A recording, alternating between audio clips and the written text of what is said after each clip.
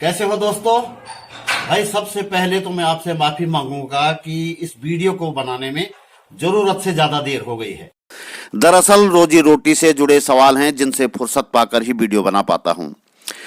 बहरहाल आज हम आपको देहरादून के तीसरे सिद्ध मंदिर या तीसरे सिद्ध पीठ ले जा रहे हैं, मानक सिद्ध। ये सिद्ध पीठ देहरादून के दक्षिण पश्चिम दिशा में है। दोस्तों, यदि आपने अभी तक कालू सिद्ध और लक्ष्मण सिद्ध पर बनाए गए मेरे वीडियो नहीं देखे हैं तो मेरा अनुरोध है कि एक बार आप दोनों वीडियो अवश्य देख लें। मानक सिद्ध की इस यात्रा में आज फिर से मेरे साथ मेरे दोनों साथी विजय भट्ट जी और इंद्रेश नौटियाल जी मौजूद हैं। देहरादून से चलकर भुड्डी गांव के पास शिमला बाईपास पर बाईं तरफ मुड़ते हैं और यहां से छोटी छोटी बस्तियों, सुंदर सुंदर खेतों और घने जंगलों के बीच से गुजरते हुए हम पहुंचे हैं कारबारी गांव में, जहां ये मानक सिद्ध मंदिर है। यार यहाँ पे थोड़ा सा गफलत भी है। एक मंदिर तो ये गांव के पास में है जहां अभी हम खड़े हैं, लेकिन दूसरा मंदिर यहां से करीब 2 किलोमीटर दूर जंगल में है। तो हम सोच रहे हैं कि पहले हम जंगल के मंदिर में होकर आते हैं।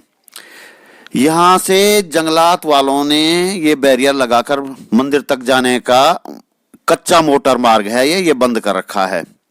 अब यहाँ से हम पैदल ही चलेंगे मंदिर की तरफ। घने जंगल हैं और यहाँ से हम गुजर रहे हैं। ये आसा रोड़ी की तरफ से आता हुआ पानी का गदेरा है। यहाँ हमेशा 12 मास पानी रहता है। साल के ऊंचे ऊंचे पेड़ हैं, ठंडी ठंडी हवा चल रही है और हम आगे बढ़ रहे हैं। और ये सामने हमें नजर आ रहा है ये मानक सिद्ध मंदिर।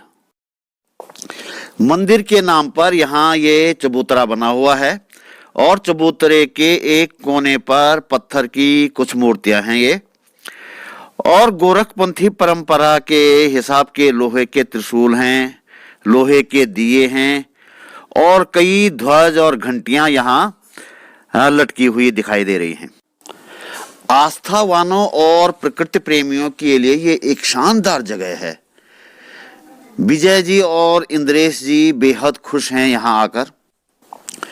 मन कर रहा है कि 1-2 घंटे यहीं सुस्ता लें।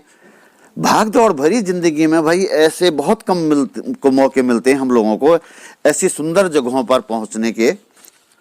लेकिन हमें नीचे उतरकर वो गांव वाले मानक सिद्ध मंदिर को भी देखना है। अभी 2 किलोमीटर पैदल नीचे उतरकर हम पहुंच गए हैं फिर से कारबारी गांव के इस मंदिर में।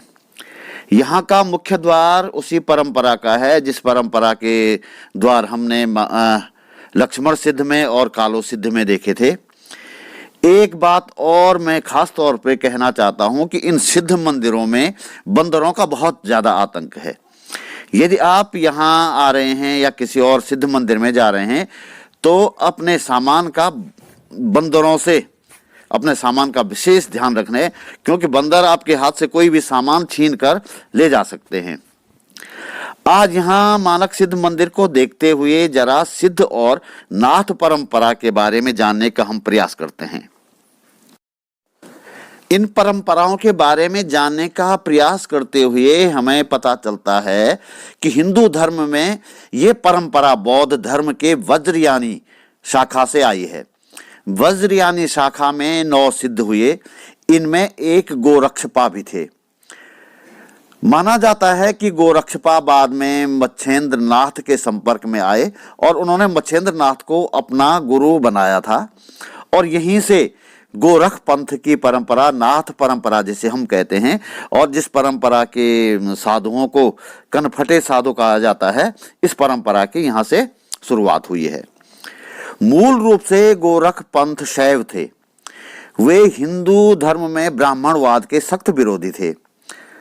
हमें लगता है कि आज गोरख पंथ जिस रूप में है, मूल रूप में उसका स्वरूप वैसा तो बिल्कुल नहीं था। गोरख पंथ धर्म, संप्रदाय और जातिवाद का विरोध करता था, इसीलिए ब्राह्मणवादी हिंदू इसका विरोध भी करते थे। सिद्ध इसी परंपरा की एक शाखा है। नाथों और सिद्धों में एक अंतर यह मालूम होता है कि नाथ ईश्वरवादी थे जबकि सिद्ध अनीश्वरवादी थे। साथियों, सिद्धों और नाथों के नामों की कुछ सूचियां मुझे कई माध्यमों से मिली हैं। इस बारे में हम माड़ू सिद्ध की यात्रा के दौरान बातचीत करेंगे। फिलहाल आपसे निवेदन है कि इस चैनल को यदि आपने सब्सक्राइब नहीं किया है तो प्लीज आप इसको सब्सक्राइब कर लें और इसे आपको पसंद आए तो शेयर भी करें। लाइक और कमेंट करके आप हमें अपना सहयोग अवश्य दें। गोविंद राधे